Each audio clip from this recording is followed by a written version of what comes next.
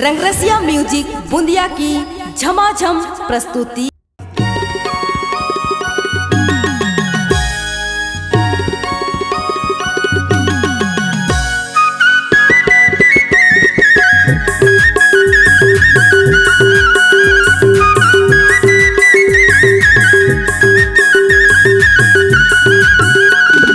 सुन हो छत्तीसगढ़ी काहे छत्तीसगढ़ी सुन हो छत्तीसगढ़ी काका छत्तीसगढ़ी तोर मुझ मुझ के हंसना मन लोभा जाते हो तोरे हिल झुल के रिंग ना मन मुहा जाते गा तोरे हिल झुल के रिंग ना मन मुहा जाते हो।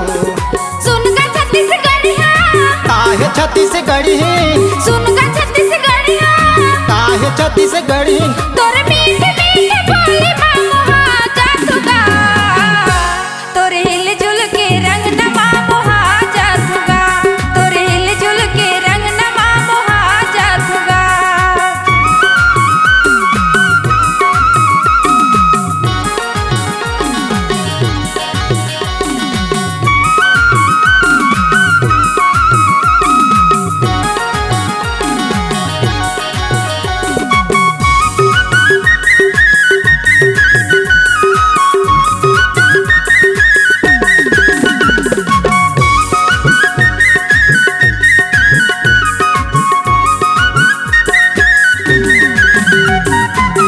माथे मटिकली पहिरे आँखी माँ काजल तोरे सुरता मगोरी हो गे मैं पागल। माथे मटिकली पहिरे आँखी माँ काजल तोरे सुरता मगोरी हो गे मैं पागल तोरे सुरता मगोरी हो गे हूँ मैं पागल। सुन हो छत्तीसगढ़ी काहे छत्तीसगढ़ी सुन हो छत्तीसगढ़ी काका छत्तीसगढ़ी तोरे मुझ मुझ के हंसना मन लोभा जाते हो तोरे हिल झुल के रिंग ना मन मुहा जाते गा तोरे हिल झुल के रिंग ना मन मुहा जाते हो। तोरे हिल झुल के रंग न मामोहा जातुगा तोरे हिल झुल के रंग न मामोहा जातुगा।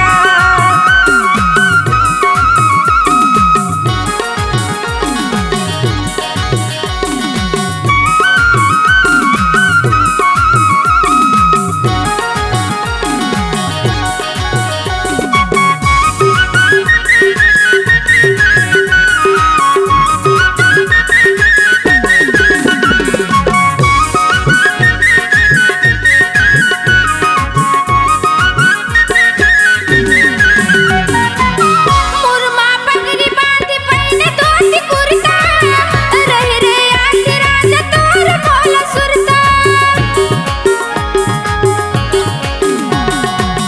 मुरमा पगड़ी बांधी पहने धोती कुर्ता रही रे आखी राजा तोर भोला सुरता रही रे आखी राजा तोर भोला सुरता।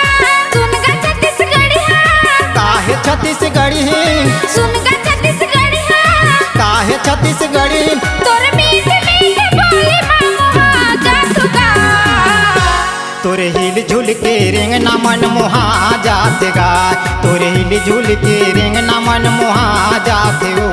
तोरे हिल झुल के रंग न मामोहा जातुगा तोरे हिल झुल के रंग न मामोहा जातुगा।